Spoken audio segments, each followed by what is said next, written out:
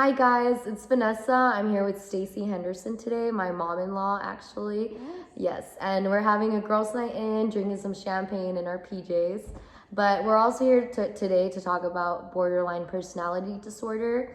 It is a lesser known type of disorder, so I really wanted to bring attention to it in one of the videos. And I have the perfect guest right now for this, so I'll introduce you guys to Staci Henderson. She is a huge social media influencer. She is a fashion mogul, and she's just a great person all around. So I'm really excited for her to bring her testimony with us today. Thank Cheers. you. Cheers. Cheers. Yes, you can see my fashion sense right now in my pajamas. We're making lasagna later, so Yes. this is super low key, but it is the opportune time to talk about, well, she and I, the things we Yes. talk about all the time. And I do happen to have borderline personality disorder, and it is a little bit rare as far as it's not As common. and it's not as easily treatable, so I actually don't want it. Yeah, I don't want it either. Yeah, I would like to trade it in for something else, but I've been trying and I can't, so Yeah. I agreed to come talk about it today. So it's more of a, I wouldn't say rare, but it's not properly diagnosed as often. So I was going to ask you, when were you diagnosed? Way too old. Way too old. Way too old. Yeah, I wasn't actually diagnosed until probably 4 years ago, and I knew the second I was diagnosed when they, we were going through the whole thing, and I was like, yes, That's me. Yes, yes, yes. And then I'm thinking, oh, because you're going to pass this test. This is the one test you don't want to pass. No studying for it at Right? all. You just None. pass I'm it. like, I'm a winner, 100%. So it was eye-opening, but it at least allowed me to start healing myself or helping myself or treating myself. And the treatment is tough. There's not as many medications. You know, everyone says that you need to do DBT therapy. That is dialectal behavioral therapy, where you Yes. speak out your problems. It's mostly talking, so you talk to a therapist about your problems and kind of try to get it all out with your words. So it's a very cathartic for most people. I was gonna ask you, when you were younger, did you assume you had any type of like mental disorder or anything? Oh, 100%. Yeah. I told my mom all the time. Did you hear that? That's Bear. That's Bear. We have a new puppy who is the best treated puppy on earth. But because he's not right here, he's going to let you know we are mistreating him because he's on the second floor. Yeah, I knew all the time there was something wrong. I kept telling my mom, there's just something wrong with me. And she would say, Staci, there is nothing wrong with you. Yeah. And I would say, I just feel like, I don't know, I need to go see somebody or get on some medication. She would say, medication is bad for you. Yes. And I dealt with the same thing. I grew up thinking that. And then she would say, you are fine. You just don't know how to behave yourself or whatever it was. And I would think, and it made me feel even worse. Yeah, of course. She never meant to make me feel worse. This is not a blame your mother thing, because now I have 5 kids of my own. So I would never say blame the mother. I'm just Can saying, you imagine this woman has 5 kids right here? I only gave birth to 3. But yeah, I mean, that's, there was a stigma then. Yeah. People talk about a stigma now. There was a stigma then. I think it huge. continues. It hasn't really changed. It hasn't. It almost has become an annoying part of our vernacular when somebody says, oh my God, me and my OCD. Yeah. Oh, I'm so bipolar today. And you're like, no, you You're don't not. really know what it's like And you to don't have wish OCD. to be. You don't wish to be, so no. Yeah, just feeling like you want your centerpiece perfect doesn't mean you have OCD. Yes, thank you. So it's a lot more serious. And so sometimes people make jokes, which I don't take offense to, because I make jokes all the time, because it just makes me feel better not to cry about everything that's wrong in my life. Yeah, right? for sure. Yeah, we talked about that earlier, how you have to make a little bit of laughter of your situation, to keep it cool, because it is something serious and that isn't talked about much, but we can't be out here like word police, oh, don't say you're OCD. Like that's not what we're trying to do here. We just want to make it more publicly accessible, I guess you could say, to be able to share what mental disorder you have as if it was any other type of illness. So tell me some of the symptoms of borderline personality disorder. Well, the way I would explain it the best, it's like walking around the world without skin on. Yeah. So someone can say something to you that to anyone else would probably be pretty benign, but to you, you're like, okay. You know, you take such offense. Yeah. For me, I have triggers. If someone treats me like I'm less than, I'm not smart enough, when it's a subject I can speak on well and I know something and they dismiss me, instead of saying, well, excuse me, I actually know quite a bit about that, I go into like that fight or flight mode and I'm just off. I'm thinking, why would they think that about me? I become angry, agitated, combative. Even, I mean, I've been provoked to violence. I mean, I throw plates, I've slapped people. Well, when I say people, not my children. I've slapped men that I've been in relationships with, and it's not funny, but I'm being honest. When I feel cornered or I feel made like that I'm not good enough, it triggers something from my childhood, from my past, from my something, and I would act like really an idiot. But I never saw it because I thought, everyone else around me is an idiot. Obviously, why would you say that to me? Like, what kind of person says that to another person? Obviously, there's something wrong with you, which, it was a rude comment. Obviously, there's something wrong with me, the way I reacted to it. I mean, the person shouldn't have had to duck from the plate I was flinging at their head. But it took me many years to realize it, because I would say, oh, well, I was drinking, or oh, well, you know, I'd had a horrible time at work, or oh, well, you know, I had an issue with my parents. So I was always able to explain like it justify it.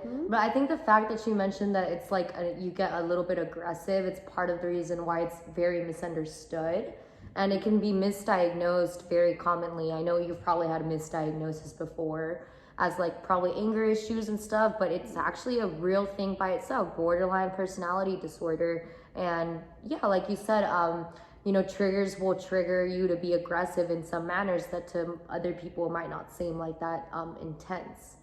So well, and what's really interesting is that mood disorders in general, whether it's borderline or whether you're bipolar, they tend to run in families.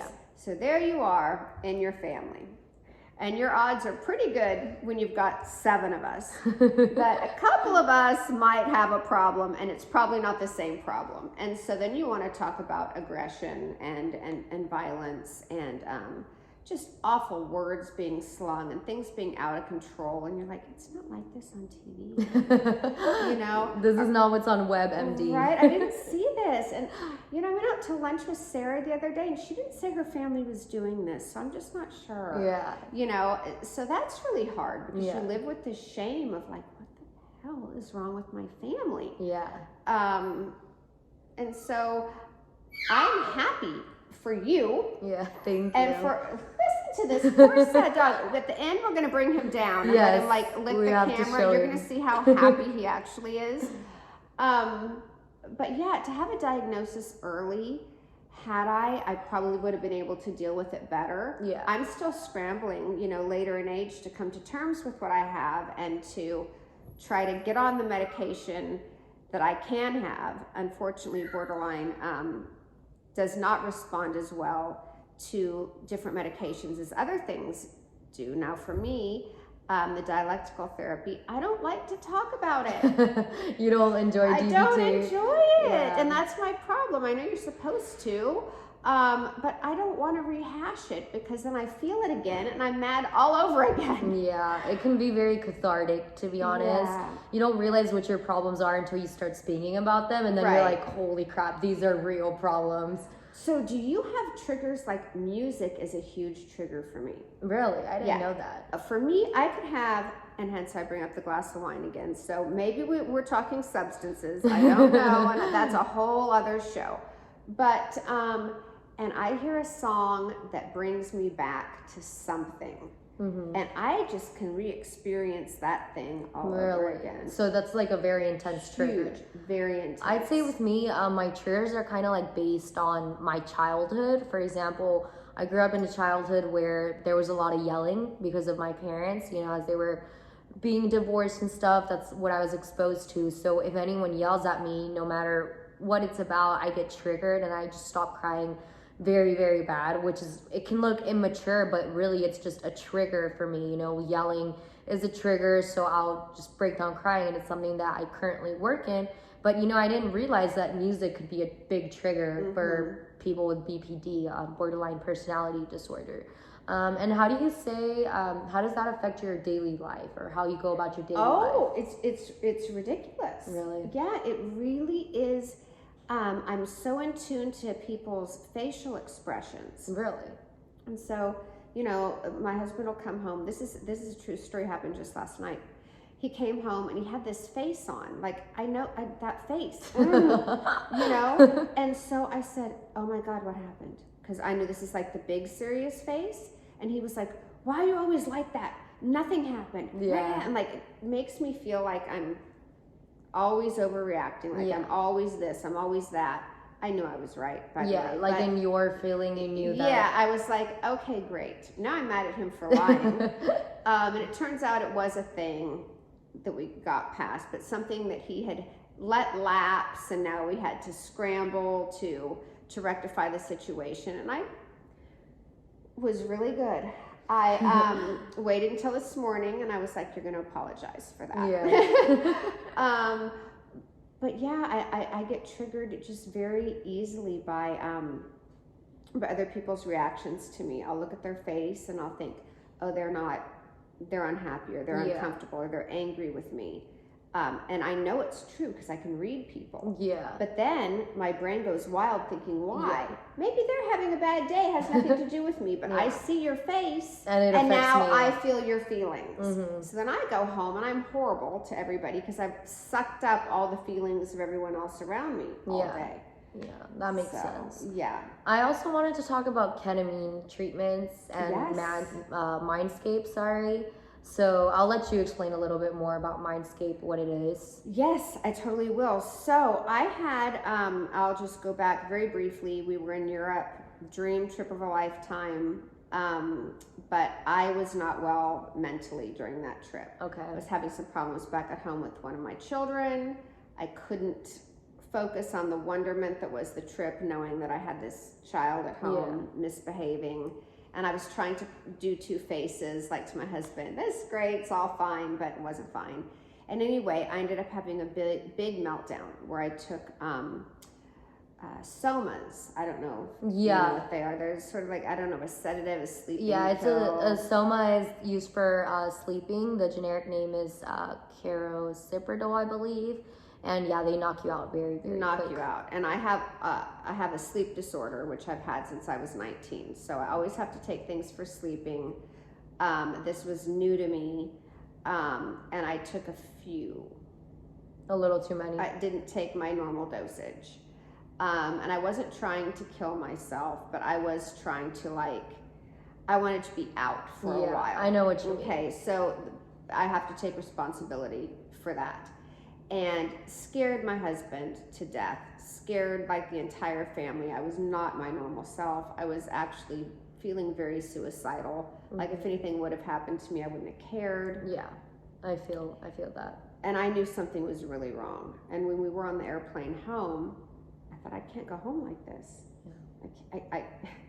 I've got kids to go home to. So while I researched, I came across this thing that was about IV ketamine treatment. Yeah. And before I had even landed on the plane, because it was 18 hours, so I had a lot of time. I had a lot of time to Google. Long plane ride. Yep. A lot of regret, a lot of embarrassment, and a lot of time to Google. And I already had an appointment with an IV ketamine clinic. Okay. And so that is basically where they give you ketamine, which a lot of people know is a street drug, but it's not. It was turned into a street drug. It was not initially a street drug. That's what I wanted to mention, how ketamine has a very negative connotation, but it can also be used very positively. Yes, it's typically used in the emergency room. when somebody comes in and something is super traumatic, you've got to calm that person down right away so that you can do whatever you need to do to them. And so it was turned into a street drug, but is still used in the ER, was originally used in the ER. So I went into this IV ketamine clinic and they set me up with an IV, and I was ready to just any help I could get. And it was life-changing for me that day. I had these memories that would come up that were not so pleasant. And the way that I kind of rectified them was, well, that's in the past. Nothing I can do about that. And it would go. And then another memory would come. And I just loved it. I just absolutely thought, why doesn't everybody know about this? Yeah, right. I agree. I completely agree. So I was actually very blessed. When I started dating my boyfriend Kyle, I was going through very intense problems. Mostly since I'm bipolar, I was experiencing more depressive episodes. And so I was able to have the opportunity of doing ketamine treatments, which I did 6, and you're supposed to span them out in between 2 to 3 weeks? 2 to 3 weeks. 2 to 3 weeks. So for a good 3 to 4 months, I was doing ketamine. And like she said, it's very, you get these memories as you're doing it. So they hook you up to an IV, like she mentioned. And through that, they'll take your weight and see how much ketamine you need to be infused to you. And you're just laying down in like the most comfortable chair ever with the most comfortable blanket ever and listening to meditation music. And I remember the first time it was very cathartic to me because you said like memories will pop in. And I was suicidal at the moment. So it's like memories would pop in and I'd be like, I'm ready to go. Like, I'm ready to go. Just get rid of it. Like, please just get rid of it. I'm good enough, got on my good underwear. I'm fine. Yeah, literally. So my first one was very, very, very cathartic just because all of my negative feelings popped up. And straight, like, to be honest, in the moment I was like, I'm ready to die. Like, if I need to die right now, I'm fine. But afterwards, I started crying and crying and crying. Like she said, it just all dissolved away, like, completely. And yeah, I did it 6 times, and every time it would be a different experience. Yes, it's different every time. Every time, because it's like whatever you're dealing with pops up, and you're able to live it, but then rationalize it. So you're not only living it emotionally, you get to process it emotionally and then rationalize it. And it's just a very strange feeling. That's a great description. Yeah. That's probably one of the best descriptions I've ever heard of it. Yeah, that's exactly how it is. Because, I mean, how long are you hooked up on for? 45 minutes? 40 minutes. It's 40 minutes. You've got, your 5-10 minute prep, and then you've got your 15-20 minute recovery. Yeah. But your actual treatment is 40 minutes long. Yeah. So, but it seems like that's what I was gonna say. The time, you can't judge your time at all. You're in there, so and weird. Yeah, you don't know if it's been 5 minutes, 50 minutes. You don't know if you're done. I never want it to be over. I'm always like, wait, I'm not done. I hear the thing going beep, beep, beep. You're like, no. You're done. I'm like, oh no, I have another chapter. Yeah. Hold on. Another chapter. That's what it's like. Chapter. I'm not finished with this one. Hold on. I don't have anywhere to be. Yeah. But yeah, it's a very cathartic alternative treatment. So it's very alternative. It's I'd call it, would you say it's homeopathic or just like an alternative medicine? Well, it's not homeopathic because it is an actual like medicine, Yes. but it's definitely alternative. It's currently not covered by insurance for IV. You can go into certain psychiatrists and they'll give it to you as far as a nasal spray. I've tried that. I personally did not find it nearly as effective as an IV, but it has just a lot of potential to change the way people deal with mood disorders, because you're actually dealing with your past. Yes, exactly. You actually are dealing with it. It's like you're uncovering your past. Yeah. Like everything that's affected you, it's like it's brought up, and then you like feel it, accept it, and then move on to like the next thing. That's exactly what it was. And it was such a great experience for me that when we came home and I did that, I was like, okay, this is awesome, and everyone needs to know about it. But this place I'm going is a little sketch. And there's another person in the room with me. It's making me uncomfortable. And so I thought it'd be great if we could make our own, where it was sort of more like a spa, where you're very private, you have your own headphones, you have your own everything. And so that's been really helpful. It has. It's just, I think when you have a mood disorder, you're going to try anything. You have to try anything. If you just give up, you'll get absolutely nowhere. It won't go away. That's what I was gonna say. Like, no matter if you give up, you're probably gonna die with what you have, to be honest. How often have you tried to ignore it? Oh, I mean, every time I try to ignore it, it only gets worse. Like, so much worse. I'll be like, oh, I don't need my medicine, I'm fine. Oh my gosh. You know what I'm talking about. And why? Okay, I get this all the time. I get this all the time from people who don't have to take medicine. Well, why wouldn't you take your medicine? And I'll say, well, because, okay, this was happening. My hands were shaking, and then I couldn't sleep, and then this happened, and they're like, oh, Staci. I'm like, well, you don't have it, so you don't know.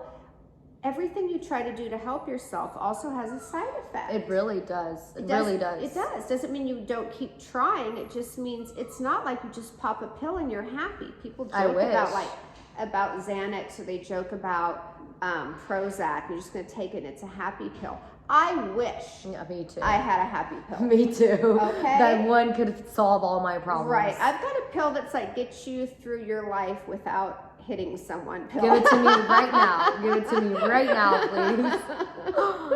But yeah, like she mentioned, there's so many times where people just kind of assume you'll be better off with your medicine, or they're like, why are you taking it? You seem fine now. That's happened to me many times before. Family members will be like, why are you taking it? Like, you seem fine. I'll be like, I am fine. And then I get off of it, and a month later I'm like way down here, like just trying to survive, literally survive. It's definitely a chemical thing, and for me personally, it's a family thing. We have it all across our family, in all different. We don't all have the same diagnosis. Yeah, that's I had mentioned in one of my videos, for example, schizophrenia and bipolar disorder are very closely linked. I don't know exactly what borderline personality disorder could be linked to. It is still linked to borderline because it's a mood disorder. Yeah, well, to bipolar. We keep saying the wrong. Blah blah blah. Because it's mood disorder. Yeah, it's a brain malfunction. Yeah, it's linked, and I don't know. I know there were people in my family that had it, but keep in mind I'm older. I'm almost 50, and so anyone in my family that had it would have never told. Yeah. I think that's also a big issue, like that you're very comfortable in speaking about it, because I personally, as I'm creating this YouTube channel, I have people asking me like, wow, you're so brave for this, how are you doing it? And I'm like, it's very hard I feel like I'm either oversharing, but at the same time, it's like my anecdote so it can help other people. So I think it's the same with you, you feel open about what you have, and you want to educate other people, but I know the majority of people choose to not share these type of things. I think that's really interesting, because I didn't pick this. I don't want this. This is not something, I don't feel it's a fault of mine. I feel it's something I've been dealt, and I'm trying to deal with it, and I dealt with it really poorly for many years because I didn't know what I had. So if someone can see me or hear me talking and think, oh my gosh, that girl that throws the plates, that's me. Totally. Maybe it can save them some of the years of drama that I went through, thinking I was fine and I was just surrounded by irritating people who deserve to have things thrown at them. Right? Yeah. Ridiculous, but that's how I saw it. Yeah, no, definitely. Well, I think that gives us a really good insight to what borderline personality disorder is, just because I'm not here talking to the camera about what are the symptoms, what are the diagnoses, and we actually had to get like a real life experience of what it's like. Yeah. So thank you so much for sharing that with us. Of course. I'm glad to get to chime in. I love watching. Yeah, thank you. And I'm also glad we got to speak about the ketamine treatments, because that was very life-changing for me, honestly. It really was. It really helped me with my suicidal ideations and with anxiety as well. And like you mentioned, to get over traumas that were in the past. Really painful traumas. Painful traumas that you go through again during the ketamine treatment, and then your body and your mind just lets them go. So is there anything else you would like to add about BPD or the ketamine treatments? I don't think so. I think maybe we wait and see what questions people ask, Yeah. and then we can answer them. Yeah, Because I I'm like sure that there's idea. things we skipped because we're just sharing. We're talking like girlfriends. We are. So. I mean, it's girlfriends night. Wine and pajamas. We're making lasagna in Yes. a few minutes. So. But yeah, I'm really glad you guys got to share this experience with me with Staci. She is completely awesome. You guys can follow her. I'll go ahead and tag her. Aw, cheers. Yes. You're the best. I hope this video was very helpful, and if you guys have any comments, we can probably do a part 2 with any of your comments. Yeah, for sure. Yes, so thank you so much. Bye.